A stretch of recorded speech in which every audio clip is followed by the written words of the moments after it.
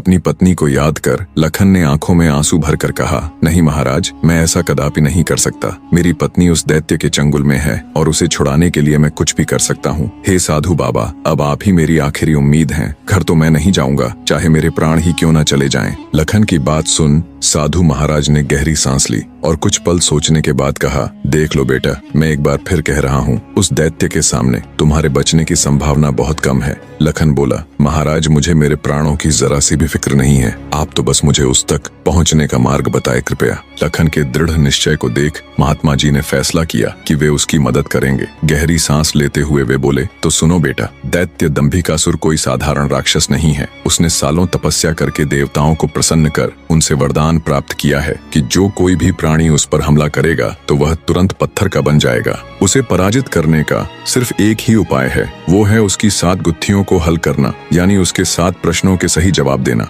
अगर तुम्हारे एक भी जवाब से वो संतुष्ट नहीं हुआ, अर्थात तुमने गलत जवाब दिया, तो भी तुम तुरंत पत्थर के बन जाओगे। उसके हर एक सवाल के हर सही जवाब के साथ उसकी शक्ति कम होती चली जाएगी और उसके सभी 7 प्रश्नों का ठीक ठीक जवाब देने पर अंततः वो शक्तिहीन हो जाएगा। फिर तुम उसके ऊपर आक्रमण कर उसे पराजित कर सकते हो। पर बेटा, वो बिना शक्तियों के भी बहुत बलशाली है, तुम फिर भी उसका मुकाबला नहीं कर पाओगे। महात्मा जी की बात सुन और दैत्य दंभिकासुर को पराजित करने का पूरा उपाय जान। डर की लहर के साथ लखन का पूरा शरीर झनझना जाता है, पर फिर वो अपनी पत्नी को याद कर दैत्य दंभिकासुर के पास जाने का निर्णय लेता है। लखन ने महात्मा जी के चरण छूकर कहा, महाराज, मैं तैयार हूँ, कृपया मुझे उस दैत्य के पास जाने का मार्ग बताएं। महात्मा जी ने लखन को आशीर्वाद देते हुए दैत्य दंभिकासुर की गुफा का रास्ता बता दिया। दृढ़ निश्चय कर एक अदम्य जोश के साथ लखन दंभिकासुर की गुफा की ओर चल पड़ता है। कुछ देर तक कठिन यात्रा करने के बाद लखन उस भयानक गुफा के द्वार पर पहुंच जाता है। वह अपनी तलवार निकालकर गर्जना करता है, दंभिकासुर बाहर आ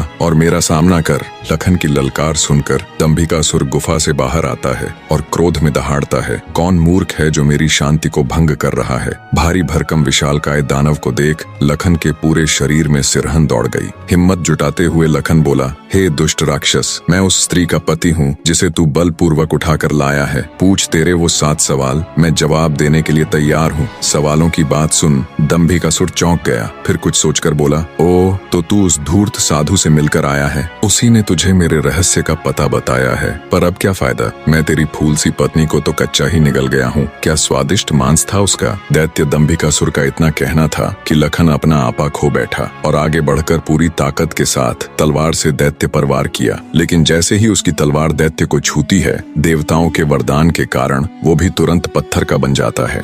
बने रहे।